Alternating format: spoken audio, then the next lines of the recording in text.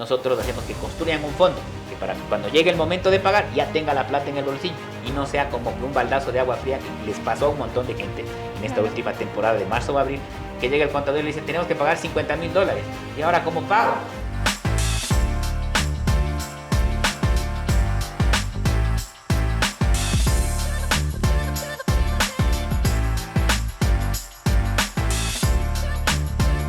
Bienvenidos y bienvenidas a este nuevo episodio de mi podcast de negocios y hoy les traigo un tema muy interesante y es por qué los bancos a veces te niegan los préstamos y cómo el orden te abre muchas otras puertas. Hemos recopilado con mi amiga Valeria, que es mi invitada de hoy, preguntas para que tú puedas más o menos tener en cuenta por qué te niegan los préstamos o por qué no te lo aprueban, en pocas palabras. ¿Cómo estás, Vale? Muy bien, Edu, muchísimas gracias. Hola amigos, bienvenidos y vamos a dar inicio. Dale. Eduardo, ¿cuántos empresarios han llegado a ti que no han sido sujetos de crédito en el banco? Mira, yo tengo una memoria más o menos de entre 6 a 8 entre personas y empresas que el banco les ha dicho no. Y no solamente no es por el tema de ser sujeto de crédito o no, ya que el banco lo que busca al fin y al cabo es que tú le puedas demostrar al banco que le vas a poder pagar tu crédito. Entonces, con tus ingresos como persona o como negocio o como empresa, con tus ventas y que luego de hacer un análisis corto, tú puedas demostrar al banco que sí le puedes pagar. Entonces, la razón principal es porque las empresas o las personas no tienen un flujo de caja proyectado.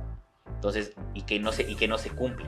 Entonces nosotros como que hacemos, a veces las empresas hacen un presupuesto, pero no lo siguen. O a veces se ponen 50 metas y no logran ninguna.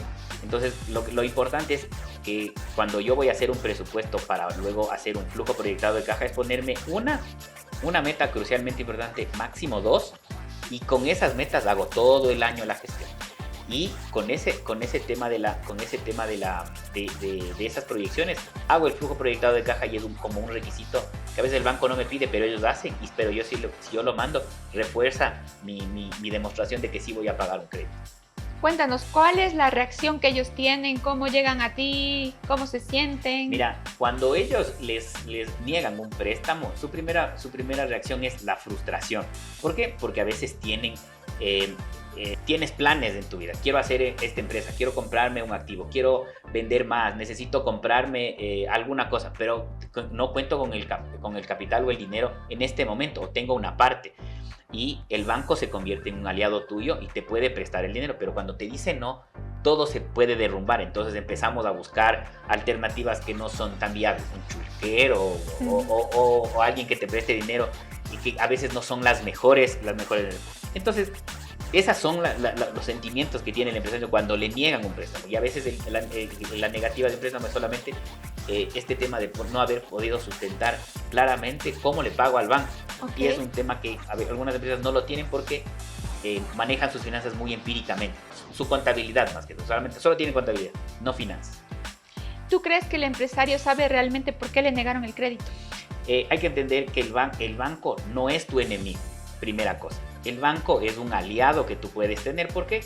Porque el negocio del banco es prestar dinero y sobre ese dinero cobrarte intereses. Ese es el negocio del banco. Claro que tienen otras cosas, que la aplicación, que los costos bancarios, que cosas por el estilo, pero el principal fuente de ingreso es los préstamos, colocar dinero. Entonces, el tema va por ahí. Entonces, el banco lo que busca es tratar de colocar dinero y por eso hay publicidades en las calles, en la televisión, en YouTube, en muchos lugares sobre préstamos de los bancos. Y el banco lo que hace es que, aparte de ofrecer que te va a prestar plata, lo que tienes que hacer es que tú demostrarle al banco que sí calificas para ese préstamo. Es más, hay personas que les llegan mensajes, tienes un crédito preaprobado, pero luego tienes que cumplir los requisitos y para empresas es un poco más complicado porque te piden documentos de tu empresa. Cuando eres persona, tal vez no, pero igual en los dos casos aplica que tienes que demostrarle al banco que le vas a poder pagar. Ok. Desde tu experiencia, ¿este es un problema de las pequeñas empresas o también de las grandes? No, como te dije, esto pasa a todos los niveles. Pasa a las empresas, pasa al mediano y al grande, porque a veces son requisitos que te pide el banco. Y el banco lo que mide es que le puedas demostrar que le puedes pagar. Y entonces, como no podemos, en algunas empresas, por ejemplo, es un tema que te digo que como recién empiezan o están empezando el tema y quieren de una pedir un préstamo, el banco, dependiendo del tipo de empresa o para qué se requiere el banco, te ofrece algunas opciones de crédito y diferentes tasas de interés. Entonces, muchos de estos casos se da, a veces el empresario no tiene claro cuál es el destino de los fondos, o quiere un préstamo para hacer algunas cosas. Entonces, a veces el banco dice, no, te voy a prestar para un crédito productivo, para un crédito productivo, tal tasa. Pero si quiere para capital de trabajo, tal tasa. Si quiere como expansión, es otra categoría, tal tasa. Un préstamo agrícola, otra tasa. Okay. O a las personas, quiere para tal cosa, no, un crédito automotriz o uno de consumo. Son tasas un poco más altas. Desde tu experiencia como auditor, ¿cuál crees que son las principales razones por las que niegan los créditos? Y no me digas solo falta de garantía. Mira, el tema de las garantías es un tema que luego va después de que como que los primeros pasos no cumples. ¿Por qué?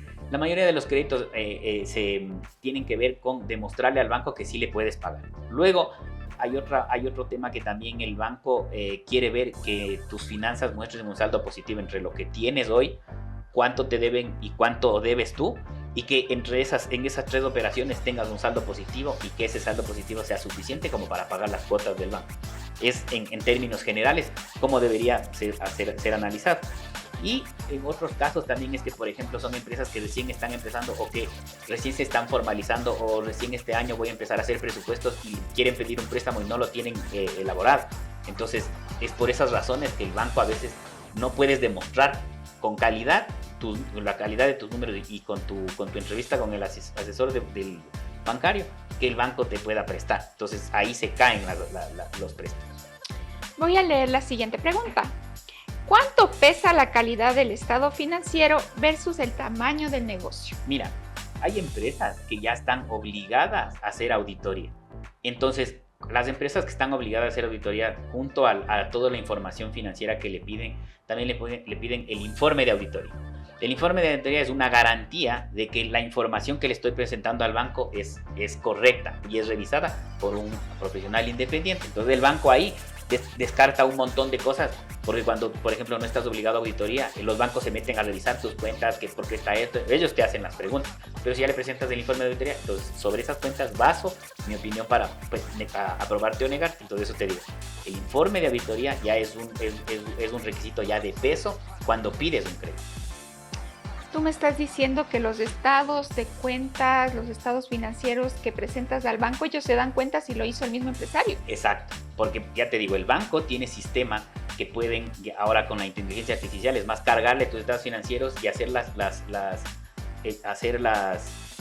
proyecciones o hacer estos análisis que te digo que los bancos hacen, de hacer un análisis financiero y luego ellos darse cuenta si tú estás mintiendo en las cifras. ¿Por qué? Porque ¿qué es lo que pasa? Que, por ejemplo, no tienes presupuesto y ni proyección de flujo de caja y necesitas un préstamo ahora. ¿Pero por qué? Porque solamente tenías contabilidad en tu empresa y no tienes como que una partecita, un departamento financiero o alguien que haga el tema financiero. Entonces, este tema de finanzas es como que mirar al futuro con las metas que tiene el empresario, y con esto se proyecta, y con ese flujo de caja tú puedes presentar al banco. Entonces cuando tú lo haces al apuro y el banco identifica esta información, directamente te niega el préstamo. Eduardo, cuéntanos cuáles son las consideraciones que tú crees que el analista bancario analiza. Verás, el analista bancario analiza entre 3 y 5 cosas. Te voy a decir las 3 primeras, que como ya te he comentado, que la primera es como que demostrarle al banco que le vas a poder pagar. Okay. Que tu intención de poderle pagar al banco. La segunda es que tú puedas demostrar que con tus números tú sea coherente. Yo sí le voy a pagar el crédito que usted me presta ahora porque yo tengo esta proyección. Y tus números deben ser coherentes, yo que sé, en temas históricos. ¿Por qué? Porque el banco te pide las últimas declaraciones de impuesto a la renta de los últimos 3 años para ver cómo ha sido tu crecimiento, si has crecido o no has crecido, estás estancado, tienes utilidad o tienes pérdida. Son términos sobre eso. Y luego analizan tu solvencia, la cantidad de activos para poder afrontar las deudas, y a eso le ponen el préstamo y ven si es que tienes ese nivel óptimo para poder darte el crédito. Entonces esos son como que los principales.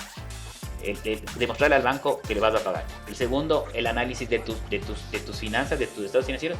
Y la tercera es el análisis de este último análisis que te comento, que es que ellos analizan luego poniendo en la ecuación el préstamo y si todavía tienen saldo positivo, te prestan el dinero. Ok. Y la tasa del interés, porque muchas veces les dan a una tasa muy alta y optan igual por dejar el Ajá. préstamo y no aceptarlo. Entonces, muchas veces también no es tampoco por el tema del banco. Y es lo que tal vez te comenté al principio, que por ejemplo, hemos tenido casos en que, por ejemplo, la empresa no ha hecho un ranqueo de sus finanzas o sus cuentas en el banco. Y solamente utilizan la cuenta para ingresos y gastos y no alguna vez les sobra dinero y no hacen una pequeña inversión o alguna cosa así y no ranquean sus cuentas y en vez de ellos prefieren tener el dinero en sus cuentas personales, por ejemplo. O sea, como te decía, a veces mezclan las finanzas personales con las empresariales y se sacan el dinero de la empresa y tienen en sus cuentas. Entonces, cuando yo voy a pedir un préstamo, le dicen no le alcanza o no cumple los requisitos o tal vez los índices no le dan para poder dar un préstamo, pero como persona sí le puedo dar. Entonces, por ejemplo, si yo quería un préstamo para comprarme un activo, voy a decir que puede ser que el préstamo para comprarse algo productivo, un tema así se llama el segmento ese, la tasa puede estar entre el 5 y 10%. ¿Ya? Okay. Pero te dicen, no, pero como gerente yo te hago un préstamo de consumo y te presto la plata, la misma cantidad, pero ¿qué pasa? Que en crédito de consumo la tasa puede ir del 15 al 25%, entonces es muy alta, entonces el costo del dinero se dispara. Entonces ahí el que pide el préstamo desiste de pedir o no el crédito.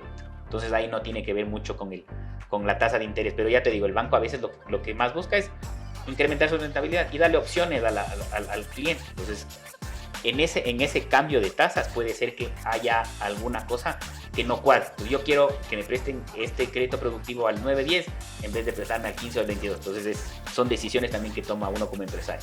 Ok, nos has explicado todos los aspectos por los que nos dicen que no. Ahora quiero que me cuentes cuáles son los aspectos por los que nos van a decir sí, Eduardo, no, te dimos el crédito. Ya, mira, cuando te dan un crédito, lo que he visto es que cumples con los requisitos, más que todo. Y lo que a veces el empresario debe estar dispuesto a hacer es acelerar los resultados. Porque yo si necesito comprarme una máquina ya y me prestan el dinero hoy, toma la decisión lo más rápido posible, porque a veces espero un mes, 2 meses, como para recién empezar a utilizar el dinero y ya me toca del mismo dinero que me dieron para empezar a pagar las cuotas. Entonces eso como no es tan óptimo, sino optimizar y hacer lo que rápidamente se convierta en el activo productivo, en más inventario, en capital de trabajo, o sea, para el fin que yo lo utilice. Pero sí, ese es el tema. Y es como que los aspectos principales en cuando tienes el dinero en tu cuenta. Porque ya te digo, este dinero es como es un alivio financiero que vas a necesitar en tu línea de tiempo y que te va a ayudar un montón como aliado el banco.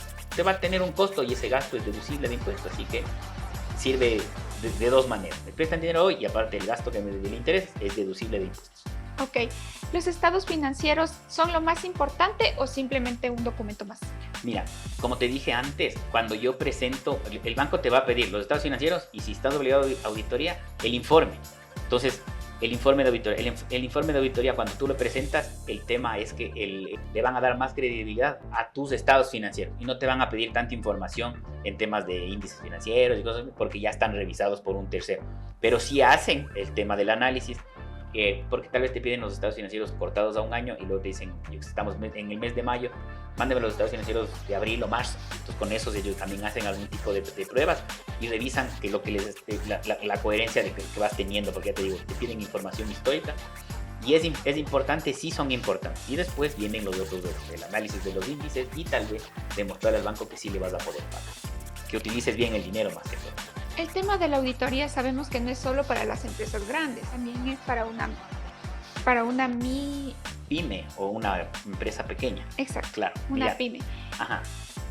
¿Tiene que cumplir los mismos requisitos? ¿Cómo es? Cuéntanos el tema. Mira, cuando una empresa está al principio, una persona o una empresa empieza su producción o empieza sus operaciones, lo que deberían enfocarse es en las ventas. Eduardo, estoy un poco escéptica con este tema.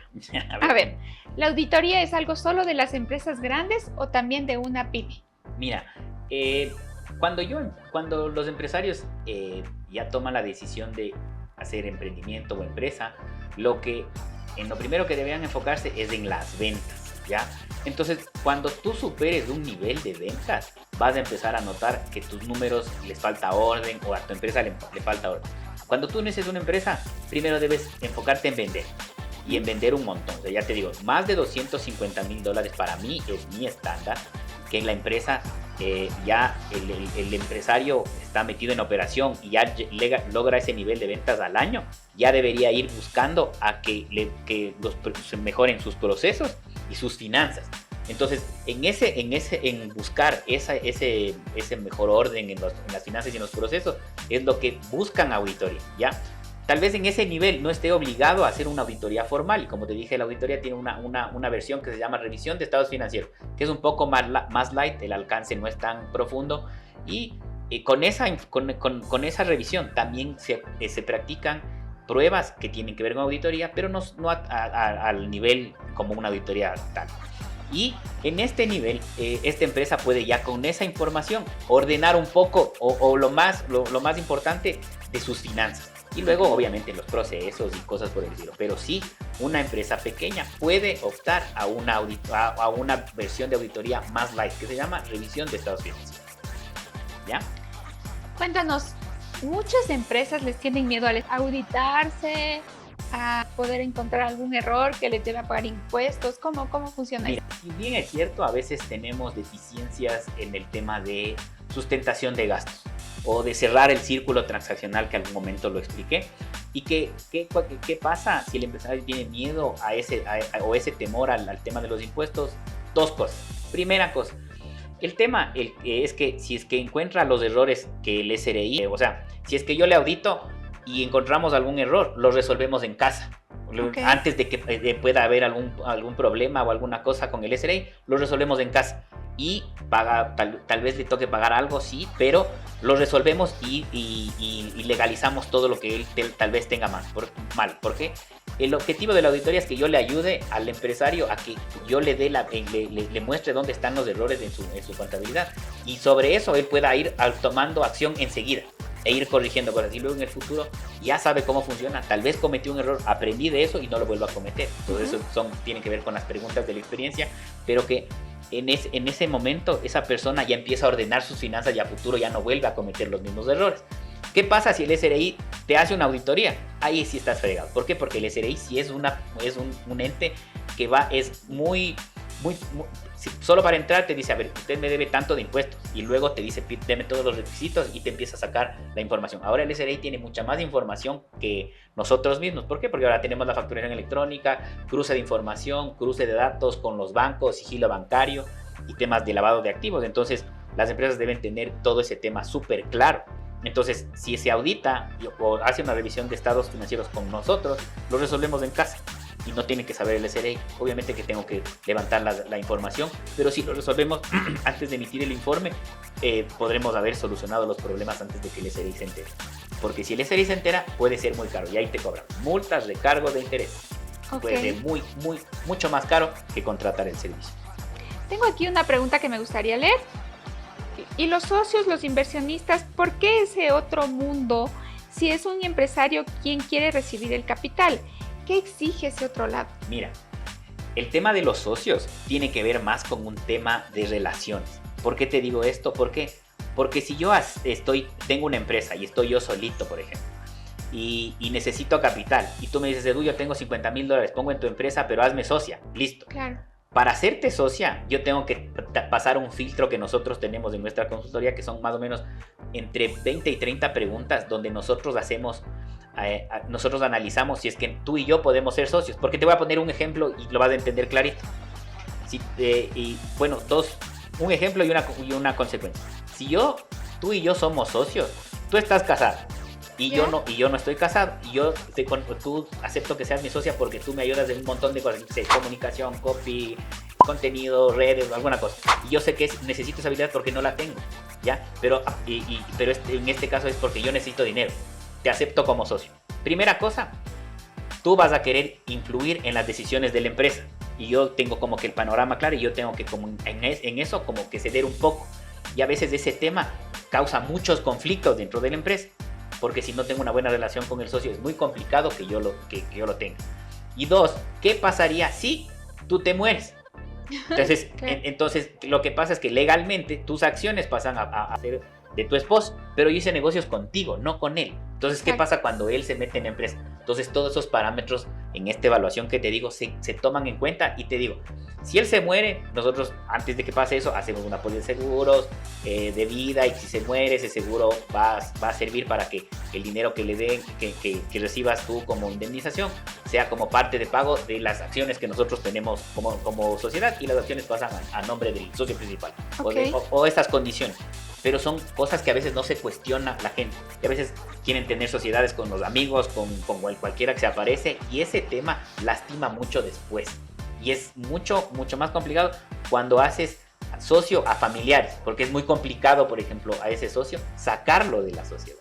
Entonces, por ese tema tienes que analizar, si necesito capital, necesito dinero, ¿es mejor un socio o un inversionista? Yo te digo, anda al banco, porque el banco no te va a pedir, solamente te va a dar una tasa de interés, y es más fácil, no te va a pedir, no te va a exigir nada extra dentro de tu empresa, no te va a hacer cambiar las condiciones y todos los asuntos que tienen que ver con los socios, ¿ya? Muy bien explicado. ¿Hay alguna ventaja en la optimización tributaria o solo aparece cuando la auditas? Mira, Ojos de ese tema. nosotros, como tenemos mucha experiencia en el tema de auditoría, nosotros podemos revisar el tema con toda la data que tenemos de la empresa, analizar posibles optimizaciones tributarias. Entonces, por ejemplo, a veces no se toman beneficios tributarios que podrían tomárselos, u otros beneficios tributarios que la empresa no ve. ¿Por qué? Porque está metido en su operación, y tal vez, ya te digo, el contador tampoco es como que el consultor de la empresa. Él tiene su tarea de ¿qué? Registrar las operaciones y hacer y algunas cosas de tema normativo. Entonces, el tema es que el auditor, en cambio, tiene mucha más información y emite un informe sobre esa información. Pero el tema de optimización es otro tipo de servicio que tiene que ver con una consultoría tributaria que también la damos nosotros, y que siempre les recomiendo a los empresarios en que hagan entre julio y septiembre, o en el último trimestre, o desde el segundo semestre en adelante, donde puedan proyectar su impuesto a la renta y luego ver que en algunas brechas donde la empresa puede optimizar los impuestos antes de que se cierre el año. Y pues, adicional a eso, nosotros hacemos que construyan un fondo que para cuando llegue el momento de pagar ya tenga la plata en el bolsillo, y no sea como un baldazo de agua fría que les pasó a un montón de gente en esta última temporada de marzo o abril, que llega el contador y le dice, tenemos que pagar $50,000, ¿y ahora cómo pago? Nunca me dijiste. Y ese tema no es la obligación del contador. Falta el dinero. Exacto, ahí les falta el dinero y ahí pueden caer en eso. Entonces ahí está como contestado el tema de la optimización, y nosotros brindamos ese tema de optimización y construcción del fondo para que cuando llegue el momento puedas pagar los impuestos. Para que nuestros amigos nos entiendan, ayúdanos con un checklist de las ventajas por las que hay que hacer una auditoría. Mira, como te decía, dependiendo del tipo de empresa, la auditoría te va a permitir ordenar tus finanzas, ¿ya? Como te digo, en una brecha inicial, las empresas podrían optar por una revisión de estados financieros, y que solamente con el informe que se emite ahí, tú puedas ordenar el 80% de los problemas que puede tener tu empresa. Y después cuando ya, o las empresas que ya les toca auditoría y que les ha tocado con nosotros, arreglan un montón de problemas. Y casi todos nosotros tenemos el enfoque de el orden, y casi siempre optimización de la liquidez y la rentabilidad, porque una empresa sin plata es muy complicado que salga adelante. Cuéntanos desde tu experiencia un caso práctico donde ordenar las cuentas haya llevado a que nos den un préstamo en el banco. Verás, cuando te voy a poner un ejemplo, cuando nosotros estuvimos en pandemia, nosotros solicitamos en una empresa que me dijeron, Eduardo, acabamos de pedir un préstamo y nos negaron. Le digo, ¿en qué banco hicieron? Hablé con el asesor y le digo, ¿qué pasó? ¿Por qué no le aceptaron? Y me dijo, Eduardo, esta empresa no tenía flujo proyectado de caja, los índices no están tan bien en esta empresa, y por eso no le prestamos. Y luego el dueño del negocio creo que te estaba pidiendo el dinero para una cosa y lo iba a utilizar en otra. Okay. Entonces, como estas razones, como que no pudo sustentar bien qué es lo que necesita. Entonces, ¿qué es lo que hicimos nosotros? Solventamos esas salvedades, o lo que nos dijo el banco, y hicimos un flujo de caja proyectado.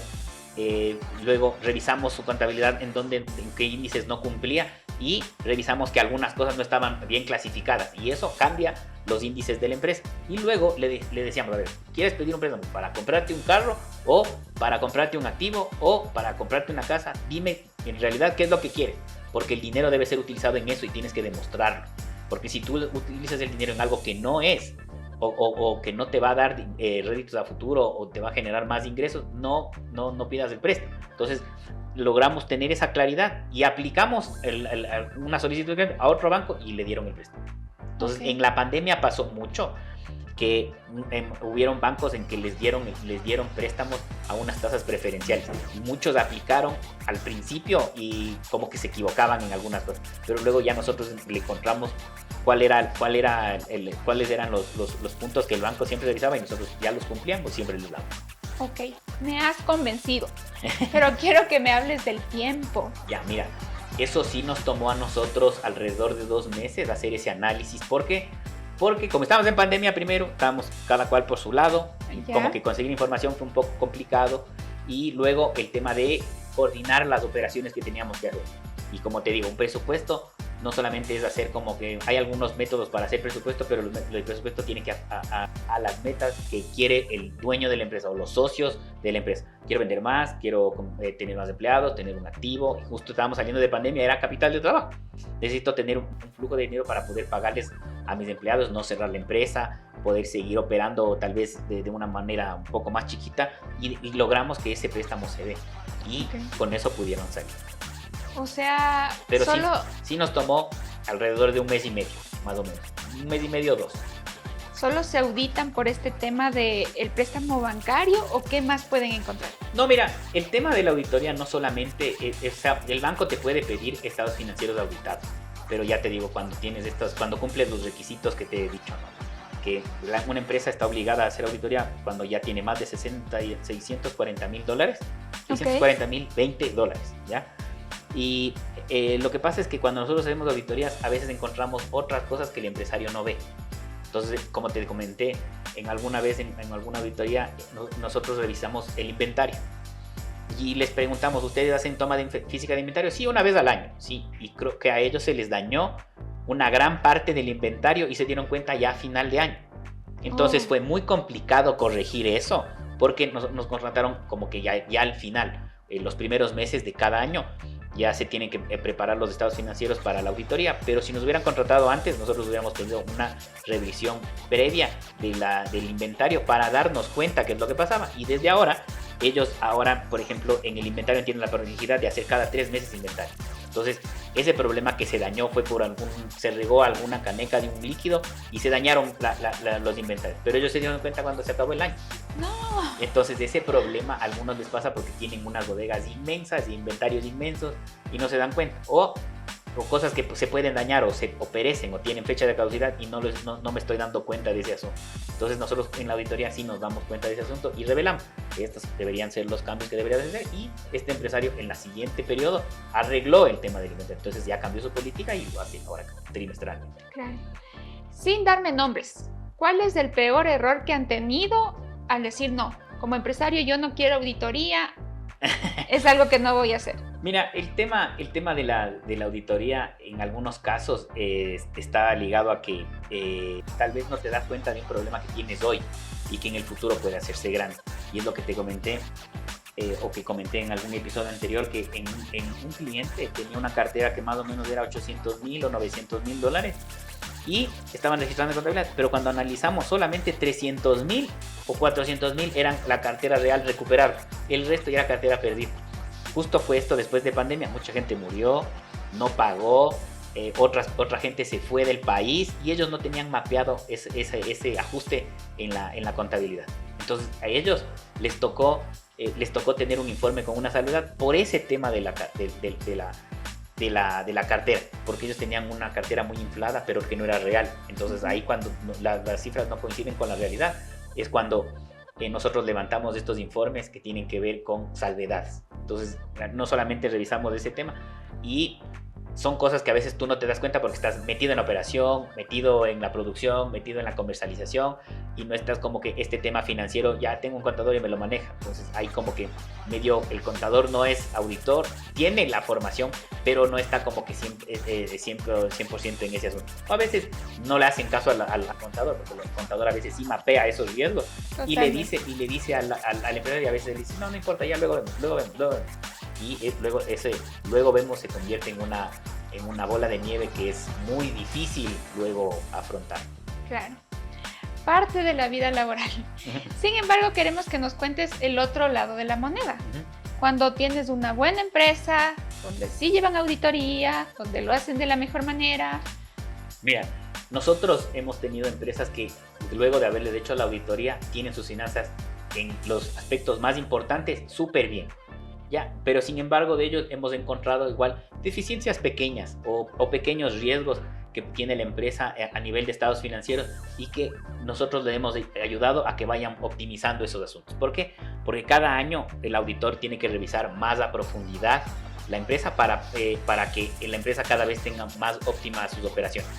A veces revisamos el primer año tal vez solamente algo de operación, revisión documental y algo de proceso. El siguiente año donde tenemos un poco más en proceso y revisamos si es que tuvieron observaciones o salvedades para que cada año que pasa vayan limpiando ese asunto y que esté dentro de las metas. Obviamente sin meternos en el tema de las metas crucialmente importantes del dueño. A veces ellos tienen unas metas que están enfocadas en otras cosas, que es la empresa, internacionalizarse y muchos otros aspectos. Y tal vez este tema lo dejan de lado.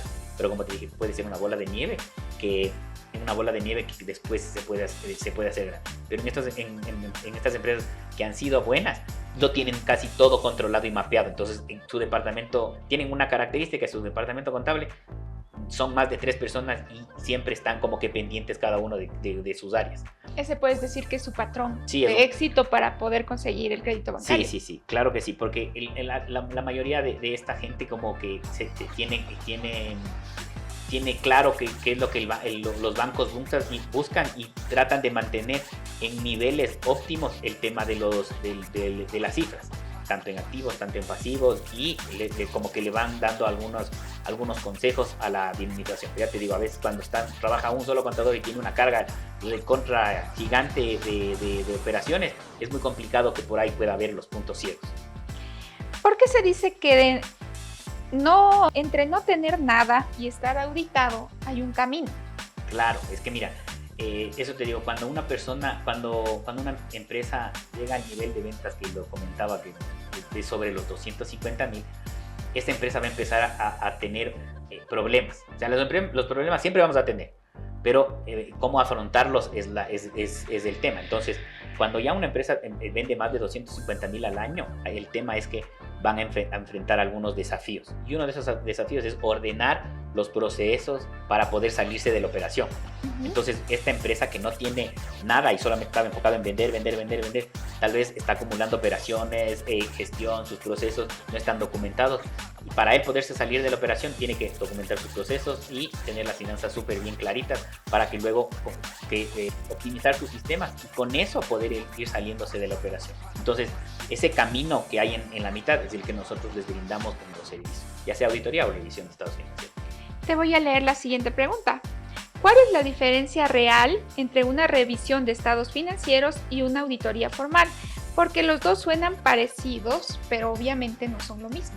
Mira, te voy a dar, son como 5 o 6 parámetros, pero te voy a dar los 3 principales y la primera es el alcance de los exámenes. Entonces, el alcance de las pruebas de auditoría en una revisión de estados financieros es menor que una auditoría formal. Entonces, cuando es auditoría formal, nosotros hacemos muchas más pruebas de auditoría, solicitamos más información, vamos a revisar, hacemos más entrevistas, mientras tanto que en una revisión no es tan a profundidad. Sí se hacen las pruebas, sí se identifican posibles desviaciones, pero no con ese nivel de alcance. La segunda es la periodicidad o temporalidad. Que por ejemplo tú puedes decir, necesito hacer una revisión de estados financieros y revísame el último trimestre o el último año o este semestre que se va a terminar. Entonces necesito que me revisen eso. Entonces la auditoría formal, en cambio, está orientada a revisar periodos fiscales completos. Entonces, si yo necesito auditoría este año 2026, debería contratarlo en Ecuador. Es obligatorio que tú subas tu contrato hasta septiembre, pero podrías contratarlo en estos meses para que ya hagan una revisión preliminar.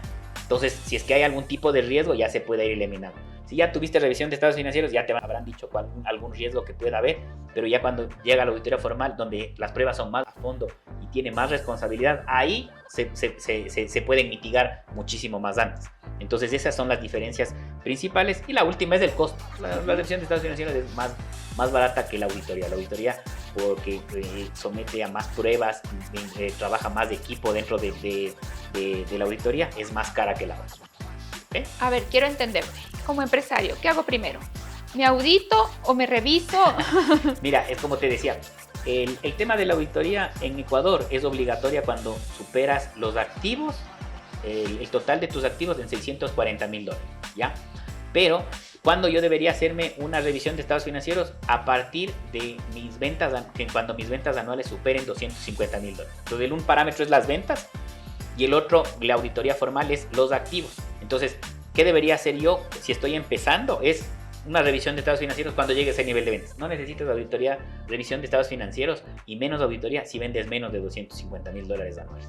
Cuando ya vendes eso, vas a tener desafíos financieros dentro de tu empresa y te vas a dar cuenta. Entonces ahora te estoy dando un estándar. Cuando ya vendas más de $250,000, por lo menos una vez al año o una vez cada 2 años hasta que te toque, cuando logres tener los 640,000 en activos o llegues a ese nivel de activos, ya te toque una auditoría como tal.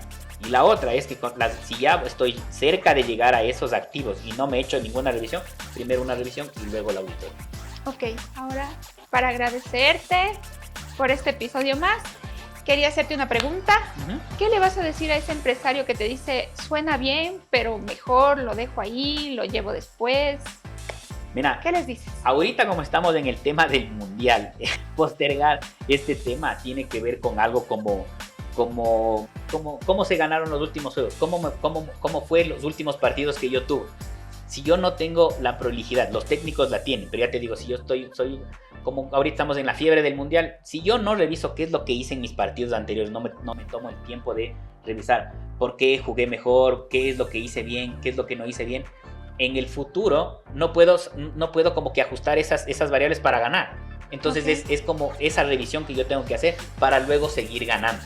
Y en esa revisión hay cosas que tienen que ver con el orden. Como te dije, el orden les va a dar mayor prosperidad a los negocios. Estoy 100% seguro de que eso ocurre, porque a veces entramos a las empresas, tienen mucho desorden, cuando pasan por nosotros ordenan un montón y empiezan a ver resultados enseguida. Claro, incluso son sujetos de crédito. Exactamente, justamente en este episodio hemos hablado justamente de ese tema, que la auditoría, o sea, ¿por qué te niegan los créditos y por qué la auditoría podría abrirte más puertas que solamente el crédito? Acceder a muchas otras fuentes de financiamiento, que no solamente son bancos. Muchas gracias, Eduardo. Listo, muchachos, si es que les ha gustado este episodio, quiero que me dejen un like, comenten sobre qué temas quieren hablar. Si tienen alguna duda de lo que hablamos aquí, también se las voy a responder a contenido corto también y por ahí les estaré escribiendo. Nos vemos en el próximo video. Chao, chao.